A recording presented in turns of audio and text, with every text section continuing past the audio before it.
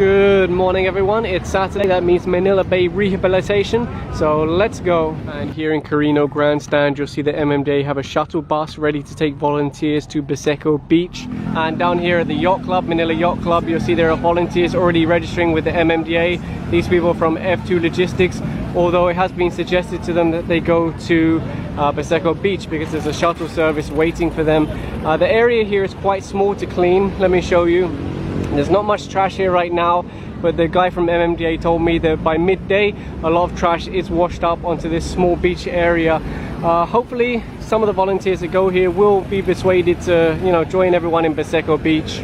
You'll see there's also a booth here from Manila Water, although to be honest it would be better in Baseco Beach because there's not going to be that many volunteers in this area compared to Baseco where there will be a lot of volunteers. But it's still good that they've gone here and that they'll be giving free water refills to everyone. I think a few more student volunteers over here. It's always good to see the students involved. I was just on my way to Baseco Beach and I noticed there's a fire over here and I think people are burning trash. Here you go, they are. I wish I could say this is uncommon, but if you drive around Manila City at 4, 5, 6 a.m. in the morning, you'll see a lot of this happening. This fire is too big, I think, even to put out, or maybe I can put it out, but the reality is they're just going to start it up again as soon as I leave. There's a lot of ashes there also, so imagine if the wind takes them away and then they go into the trees or a nearby property, could easily catch on fire. Over here is like a mini sari store, and believe it or not, they have a small generator here.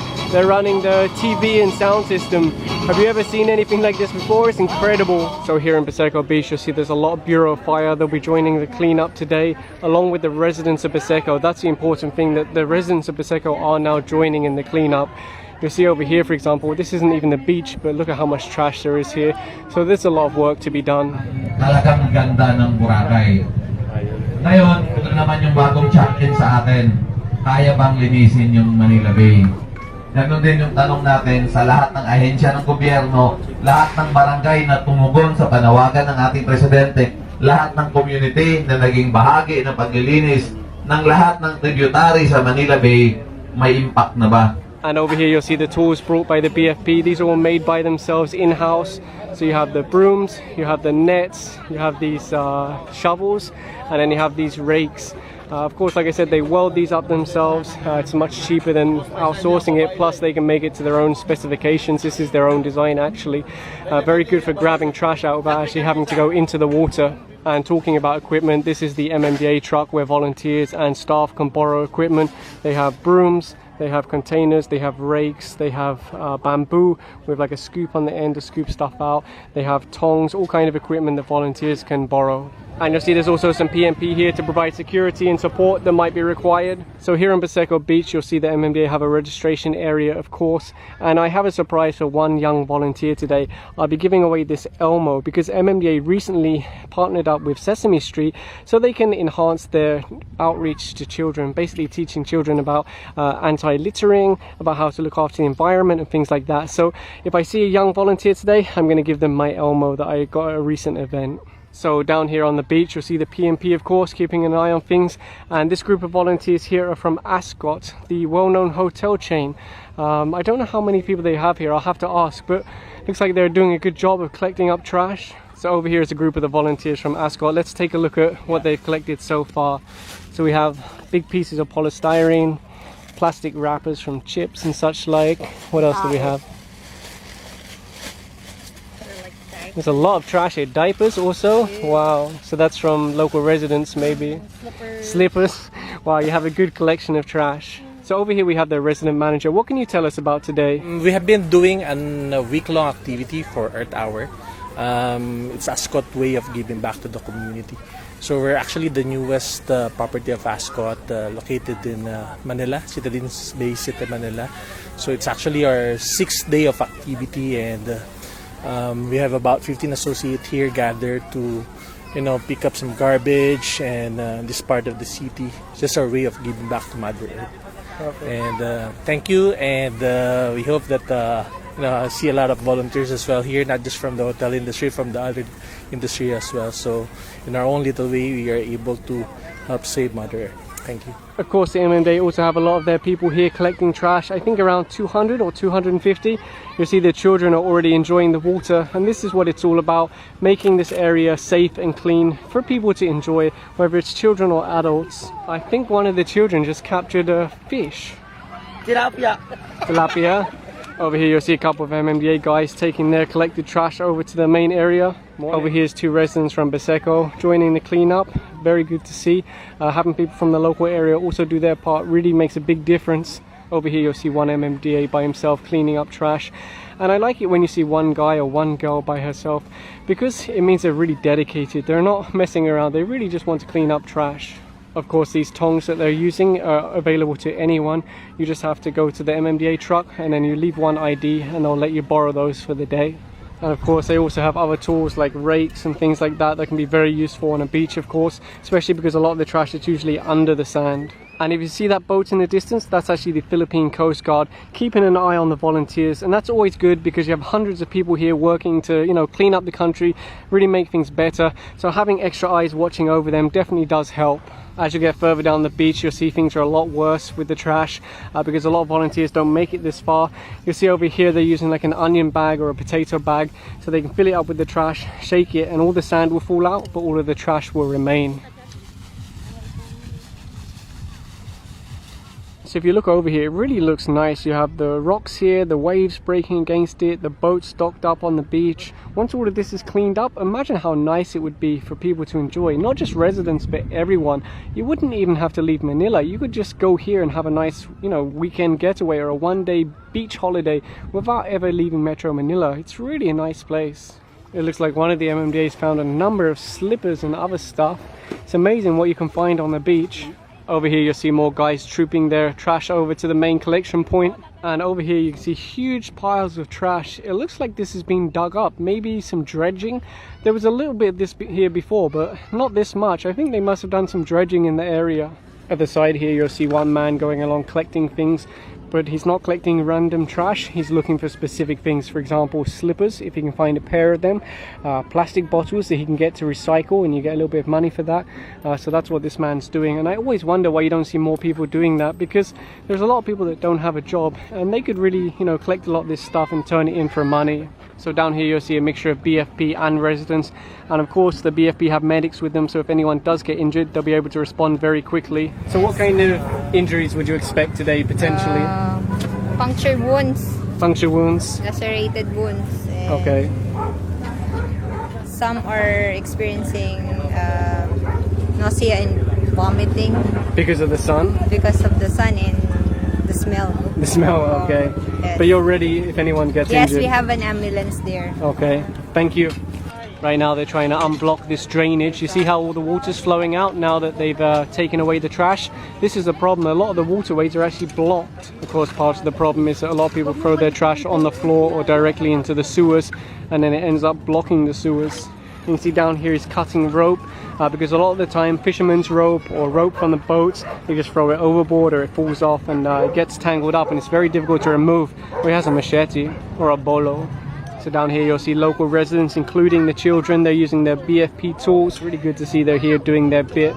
They might not be strong enough to use the rakes completely, but they're trying, and that's the most important thing. And it reminds them, hey, we have to be responsible with our trash. If we throw it on the floor, if we throw it in the sewer, it's just going to end up here, and then me and my family, we're going to have to clean it up. So it's very, very good activity. So further along you'll see a lot more BFP, and they're actually standing on garbage. This is an island of garbage. People asked me before, is that all garbage? Yes, unfortunately it is. Look at this little tool they've got. It's really well made, I have to say. They're heavy duty, so you could probably use these for, I don't know, 50 years. Simple, but very, very strong, and they'll do the job. And you'll see the BFP have actually prepared food for the volunteers as well as water, so that's good. Give them energy, keep them going. And you'll see that actually there's a lot of nets, a lot of rope. I guess the good thing at least is that some of this can be reused, but ideally it wouldn't be on the water in the first place. In fact, this is some kind of like rubber. It's not even, it's rubber or plastic. Aside from plastics and things like that, there's also a lot of broken glass around here, so you definitely have to be careful if you're walking here. You wouldn't want to wear slippers. And you'll see the BFP are preparing to send up their DJI quadcopter. You see over here some of the BFP are literally sinking in the trash, so it's a good thing they've got their boots on. I can see a little girl over here digging down with the BFP rake. I think she's going to be the one that gets the Elmo. So let's go and give it to her. Hopefully she'll be happy. Okay, you're welcome. And there she goes now. Hopefully in the future I'll be able to get more to give out to the kids. It's just a little something, you know, a thank you for their hard work here. You'll see they've actually collected a lot of trash already. They've filled a number of bags, all kinds of things, all kinds of things. Over here you'll see the Bureau of Fire actually handing out these sanitary kits they're giving away. These were paid for by the group, an NGO called Duterte Force, and it will be distributed by the BFP. So you see you've got diapers, you've got sanitary pads and things like that. So very good, anything to help people out. You might remember last week there were the wives of seafarers that were giving out food.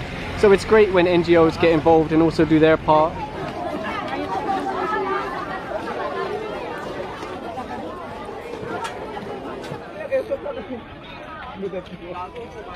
It's really good to see the local kids getting involved, it really is. And over here you'll see a lot more volunteers just arrived with the yellow bags. I don't know how many exactly, but I would estimate around 25. The more volunteers the better, because there's a lot of work to be done and not everything can be done by the, you know, the government sector. Sometimes it has to be the private that, you know, puts in their part. So it's great. I mean, you don't have to go here, but if you can spare the time and if you want a nice family day out, it's quite fun. We're here on Baywalk now. It looks like Duterte's kitchen was here, but they're leaving. Maybe they ran out of food. It's already getting later in the day. Anyway, let's see what's going on with the DPWH and their heavy machinery. So over here is a group of students from Philippine Christian University. You have a drone with you and some testing equipment. What's your plan for today? Our plan for today is to test the drone or the unmanned aerial vehicle for water monitoring. By the assistance of our safety officer here, we submerged the drone into the water. The test failed. So the drone is not compatible for water monitoring. So I just asked them now what they did. Basically they attached this meter to the bottom of the quad, sent it out into the water, landed it and tried to get measurements. But they said the quad is too light, so it actually flipped over. So they're going to come back another week and try another experiment. But it's very good to see the students are here coordinating with the DPWH, of course, but they're trying to do their own part and become part of the solution also. So really, really good to see. If you look over here, you'll see one of the amphibious excavators from the DPWH. It might be better if I go around the other side. They might not like it if I go here because it could be kind of dangerous. So let's walk around the other way. So I'm not exactly sure what he's doing. It looks like he's using water and flooding this area. When he moves the arm, I'll get a bit closer and see exactly what's below there.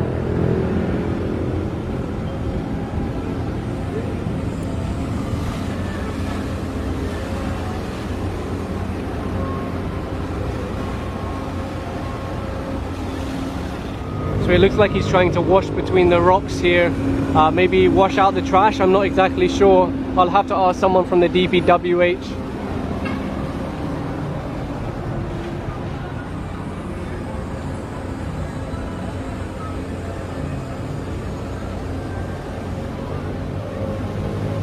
Over here you'll see the DPWH are building a wall. The reason being they knocked down the original wall and pushed it back, and then the same on this side. They knocked down the original wall and pushed it back so that they can get their heavy equipment through here. But it's good that they're doing, you know, putting a new wall in to make it look nice at least, because this project's going to take a long time. If you look at this huge pile of dirt here, this is what they've removed from the bay during their dredging or desilting process, and then they'll use this one to load it up into the trucks. If it looks like there's a lot of litter in here, a lot of trash, what they do is run it through the machine that segregates it. But if they got it really deep, it's usually just soil and they can load it straight into the trucks. I think this one must have come from pretty deep, because you can see there's really no trash, it's just soil. And in fact you can see the soil goes all the way along the bay. They pulled a lot out, and over here is a lot of trash that people could go through and segregate if they want, if they have time. Especially if you have a net bag, you can fill it up, shake it, all the soil will remain and the trash will be taken away. So lots of options for volunteers. Over here you'll see some food that's been left, I don't know by volunteers or workers, but it's really not that hard to clean this up. There's a trash can just there, so well, we can do this bit ourselves. So for anyone who's joining, try and be responsible with your trash. Oh my goodness, I'm spilling it everywhere. Here we go.